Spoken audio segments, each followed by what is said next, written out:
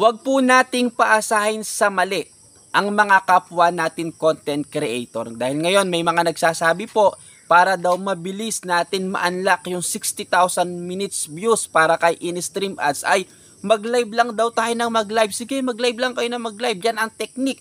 Kahit wala masyadong nanonood sa inyo, okay lang. Hindi po.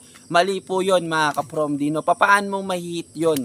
Kung wala ka namang nanonood sa iyo, paano ka magkakaroon, mag-gain ng mga minutes views kung wala naman masyadong nanonood po sa iyong mga live video. So ang sekreto para ma-hit po natin yung 60,000 minutes views na requirements kay in-stream ads ay mag-post po tayo ng mag-post ng quality content. Ako po ang ginawa ko mga ka-From D ay ang pinakamalaking factor, ang pinakamalaking naitulong po sa akin ay yung pagpo-post ko po ng mga reels video.